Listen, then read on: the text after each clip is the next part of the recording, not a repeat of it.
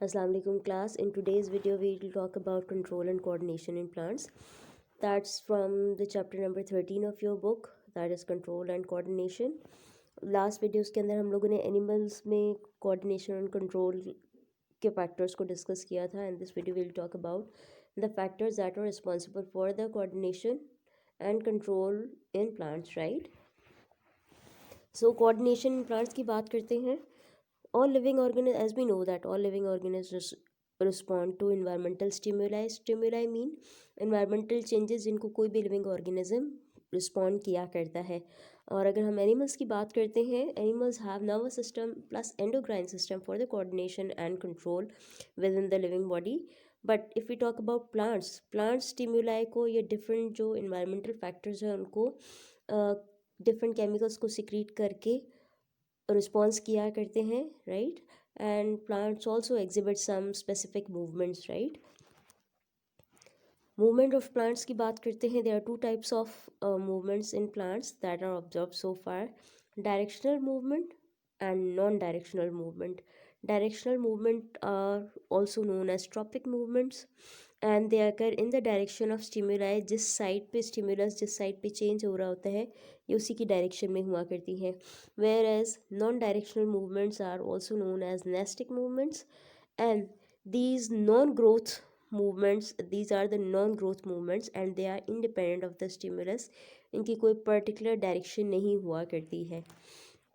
Non directional और nastic movements की बात करते हैं and there is a diagram of mimosa plant, right. These movements do not depends upon the direction from the stimulus से। इनको इस बात से फर्क नहीं पड़ता कि किस डायरेक्शन से स्टिमुला है, ये कहीं से भी स्टिमुलस आए, कहीं से भी चेंज को फील करें किसी भी पर्टिकुलर रीजन से, तो ये उसमें रिस्पॉन्ड किया करते हैं। For example when someone touches the leaves of mimosa plant, the leaves begin to fold up and droop.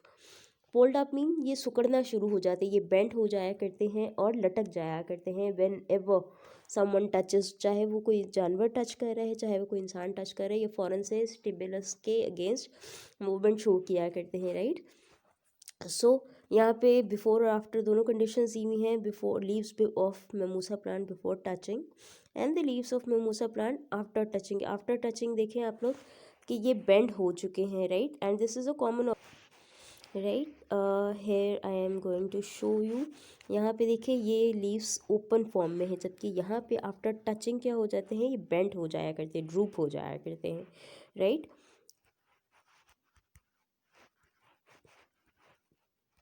अब ये ड्रूपिंग मैकेनिज्म होता क्या है, क्या ऐसा होता है लीव्स के अंदर कि ये खुद को बंद कर लिया करते हैं, बेंड कर लिया करते हैं, राइट।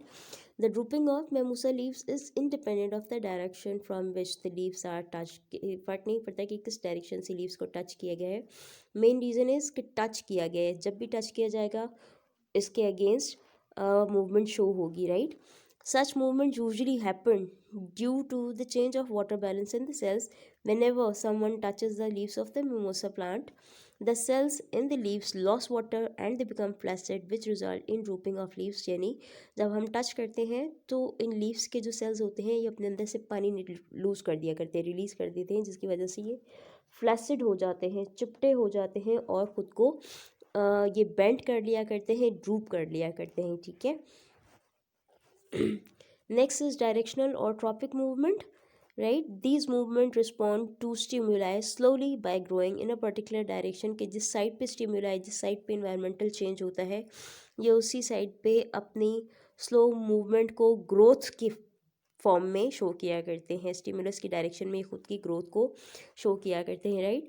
यहाँ पे एग्जांपल दी हुई है, हम क्यूकम्बर प्लांट्स की बात कर रहे हैं, पम्पकिन की बात की हुई है कि जिसके अंदर बेलें हुआ करती हैं और ये बेलें जिस डायरेक्शन में सपोर्ट हुआ करती है, जिसके साथ ये बेलें क्लाइंब कर सके, ये उसी डायरेक्शन में अपने टेंड्रल्स को डेवलप किया करती हैं, right. These are the tendrils, और ये टेंड्रल्स उसी डायरेक्शन में डेवलप होती हैं जहाँ पे इस प्लांट को लगता है कि वो ख़ुद को होल्ड करवा सकता है, ख़ुद को सपोर्ट करवा सकता है किसी भी चीज़ के साथ अपनी टेंड्रल्स को बेंड करके, right. These are some types of tropic movement. Directional movement की कुछ टाइप्स है, right. Phototropism, geo phototropism mean the movement towards the direction of light. Geotropism, this is the movement due to gravity. Hydrotropism, this is the movement due to water. Chemotropism, this is the movement due to presence of certain types of chemicals. And thigmotropism, that is the response towards the stimuli due to touch, right? We'll discuss in detail one by one all of them. Phototropism की बात करें, photo mean light, tropism mean the movement, right? Phototropism is the growth of plant in response to light, कि light की response में जब plant अपनी growth को stimuli किया करते हैं, बिगेन किया करते हैं, स्टार्ट किया करते हैं, this is known as phototropism. Phototropism might be of negative type or positive type. Positive phototropism mean कि अगर प्लांट में growth toward the direction of light हुआ करती है तो उसको हम पॉजिटिव फोटोट्रॉपिज्म किया करते हैं. जबकि अगर लाइट की डायरेक्शन के अगेंस्ट ऑपोजिट डायरेक्शन में ग्रोथ होती है तो उसको नेगेटिव फोटोट्रॉपिज्म कहते हैं. For example, when we talk about shoots respond by bending towards the light. उस साइड पे खुद को बेंड कर लेती है जिस साइड पे डायरेक्शन ऑफ लाइट होती है. जबकि अगर हम रूट्स की बात करते हैं, दे शो द नेगेटिव फोटोट्रॉपिज्म, के रूट्स उस साइड पे खुद की ग्रोथ को शो करते हैं जहाँ पे लाइट की अपोजिट डायरेक्शन हुआ करती है, राइट? तो अगर लाइट की डायरेक्शन में ग्रोथ हो रही है तो पॉजिटिव फोटोट्रॉपिज्म, और लाइट के अगेंस्ट अपोजिट डायरेक्शन में अगर प्लांट ग्रोथ हो रही है तो उसको नेगेटिव फोटोट्रॉपिज्म कहा करते हैं, right? Next is geotropism. Geotropism is the movement of plant in response to gravity, either downward or upward, right? This is also of positive and negative, right? If there is a movement towards the direction of the gravity that is shown by plant, so if there is a movement of plant part of any part of plant that is towards the direction of the gravity, that is known as positive geotropism. और अगर gravity के against direction में, opposite direction में plant movement show करते हैं, growth movement को show करते हैं, तो उसको हम कहते हैं negative geotropism, right? For example, अगर हम यहाँ पे बात करते हैं तो शूट्स क्योंकि ग्रेविटी के अगेंस्ट डेवलप हुआ करती हैं, ग्रो किया करती हैं, तो ये नेगेटिव जियोट्रॉपिज्म है. जबकि अगर हम रूट्स की बात करते हैं, they grow in the or towards the direction of gravity, so they show the positive geotropism, right? Next is hydrotropism. Hydrotropism is the growth of a plant in the direction that is determined by stimulus of water, कि पानी की direction में movement या growth of plant is known as hydrotropism. For example, if we talk about roots, they grow towards the source of water, right? So this growth is also known as hydrotropism. जहाँ पे पानी होगा, growth of roots उस side पे ज़्यादा हुआ करती हैं, वो ज़्यादा roots उस साइड पे ज़्यादा penetrate किया करते हैं, okay?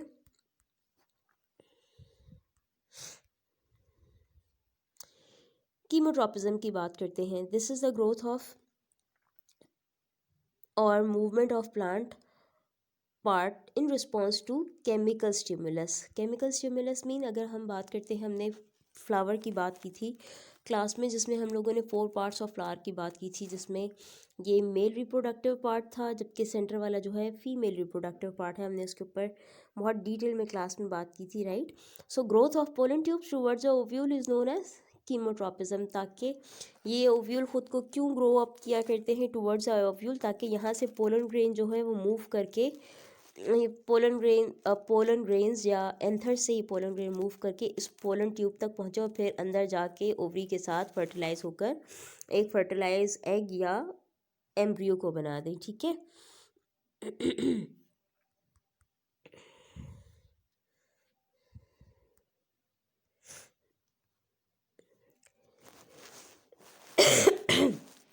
Next is stigmotropism. This is the directional growth of plant part in response to the touch stimuli of an object. For example, हमने जैसे स्टार्ट में बात की थी क्यूकम्बर की और हमने पम्पकिन की बात की थी. सो दे climb they produce their tendrils which move towards the source of support in order to coil around it and help the plant to climb. क्योंकि ये बेलें हुआ करती हैं और इनके जो टेंड्रल्स हैं वो ग्रो अप किया करते हैं उस डायरेक्शन के अंदर जहाँ पे सपोर्ट हुआ करती है, जहाँ पे इनको लगता है कि हमारे टेंड्रल्स जो हैं वो कॉइल होकर उस सपोर्ट के साथ इसकी ग्रोथ को फर्दर इन्हांस करेंगे इसको लटकने के लिए, इसको ऊपर की तरफ चढ़ने के लिए, फर्दर ग्रोथ के लिए एक सपोर्टिव फैक्टर प्रोवाइड करेंगे, राइट। ओके गाइज, ये उन तमाम मूवमेंट्स की डिटेल्स थी that are due to that plant show due to any kind of stimulus, right. Next is the movement that are due to the presence of hormones or chemical secretions, right। Plant hormones की बात करेंगे, इसके अंदर chemical secretion mean we are talking about plant hormones. तो plant hormones are also known as phyto hormones. For phyto again mean plants, phyto का मतलब ही पौधे हुआ करता है, तो फाइटो हॉर्मोन्स मीन प्लांट के hormones. These are the chemicals that are produced within the plant in low concentration and they diffuses all around the cell and shows different type of movements, right।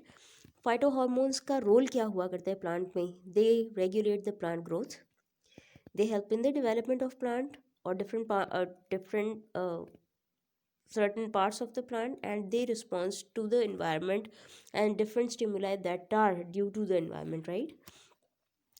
These are the types of phytohormones। Auxins हैं, गैब्रेलिन्स हैं, cytokinins है, एबेसिकस acid है और ethylene है। इन सब का अपना अपना एक स्पेसिफिक फंक्शन हुआ करता है प्लांट बॉडी के अंदर, और हम उन तमाम इन सब के फंक्शंस को वन बाय वन डिस्कस करेंगे, राइट, कि इनकी इंपॉर्टेंस प्लांट बॉडी के अंदर क्या है। सो ऑक्सिन्स की बात करते हैं, they are synthesize by the growing apex of the stem. ये ज़्यादातर मौजूद हुआ करते हैं एपेक्स या टिप्स ऑफ रूट्स, शूट्स और स्टेम के ऊपर, और ये वहाँ पे ग्रोथ को इन्हांस किया करते हैं। इनका काम क्या है? They promote the cell elongation and growth of stem and root. They causes apical dominance, मतलब एपिकल या टिप्स वाले जो पार्ट हैं उनके अंदर क्योंकि ये ग्रोथ फैक्टर को इन्हांस किया करते हैं, इसलिए यहाँ पे ये डोमिनेंस को प्रोड्यूस किया करते हैं। And it reduces the routing of stem on cutting. के स्टेम को अगर हम काट देते हैं, होल्ड ऑन, अगर हम स्टेम्स को कट करके अगर कहीं पे दबाते हैं तो ये जो नई रूट बन रही होती है तो उसको इंड्यूस किया करते हैं, राइट। कुछ चीज़ों की कलमें वगैरह लगाई जाती हैं तो उस कटेड स्टेम के अंदर अगेन जो रूटिंग स्टार्ट करवाया जाता है, that is due to auxin, right. The next is gibberellin. Gibberellins are also known as growth hormone of plant, right. They are responsible और they help in the growth of stem, seed germination, bolting and flowering. Bolting mean नए plants, नए जो branches हैं उनको grow करने में help करते हैं, प्लस फ्लावरिंग में ये प्लांट में हेल्प किया करते हैं। Plus they introduces the parthenocarpy, मतलब अनफर्टिलाइज जो एग्स हुआ करते हैं प्लांट्स के अंदर, उसके बगैर ही ये फ्रूट डेवलपमेंट कर दिया करते हैं। इनको एम्ब्रियो की फर्टिलाइज सीड की ज़रूरत नहीं हुआ करती है, ये बगैर बीज के ही फल बना दिया करते हैं, राइट। इसके अलावा its application overcome the genetic dwarfism, कि अगर ये गैब्रेलिन्स इंड्यूस किए जाते हैं किसी प्लांट के अंदर तो ये उस प्लांट की ग्रोथ को इन्हांस करते हैं, जिसकी वजह से अगर उस प्लांट के अंदर डॉर्फिज्म था या उस प्लांट की हाइट छोटी थी तो वो चीज़ ओवरकम हुआ करती है, right. It also breaks up the dormancy of seed, कि अगर बीज नहीं उग रहा है, डोरमेंट कंडीशन में है, सोई हुई हालत में है, तो ये जो गैब्रेलिन्स हार्मोन्स होते हैं ये उसकी डोरमेंसी को, स्लीपिंग कंडीशन को ख़त्म कर दिया करते हैं, राइट, और सीड को ग्रो करने में, जर्मिनेट करने में हेल्प किया करते हैं। साइटोकाइन्स की बात करते हैं। Cytokines are the hormones that are present in the areas of rapid cell division, and these areas are specially fruits and seeds, जहाँ पे रैपिड सेल डिवीजन हुआ करती है और सीड जर्मिनेशन होती है प्लस फ्रूट डेवलपमेंट हुआ करती है। They also promote the cell division and cell enlargement, cells को ना सिर्फ डिवाइड करते हैं बल्कि सेल्स के साइज को भी इंक्रीज किया करते हैं। And as I said that cytokinin promote the germination of the seed. Okay, abscisic acid की बात करते हैं।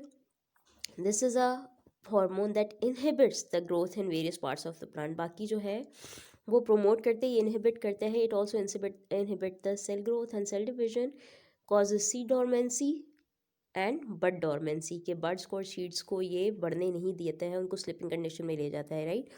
It also induces the wilting of leaves and closure of stomata, stomata को बंद करने में हेल्प किया करता है। लीव्स जिनके अंदर वेस्ट मटेरियल्स स्टोर हो जाया करते हैं उनको मुरझाने में ये हेल्प किया करता है, विल्टिंग ऑफ लीफ को इंड्यूस करता है, प्रोमोट किया करता है, राइट। इथाइलिन की बात करते हैं, ethylene gaseous plant growth regulator है, और इथाइलिन का सबसे इम्पोर्टेंट काम क्या है कि राइपनिंग ऑफ फ्रूट किया करता है, गैशियस फॉर्म में हुआ करता है और ये फ्रूट्स को पकने में हेल्प किया करता है, right. So this is all for the coordination and control in plants. If you guys need any kind of help or any kind of confusion, you faces any kind of confusion, you can ask me in your homework group, or you can put your comments in the comment section. Thank you so much.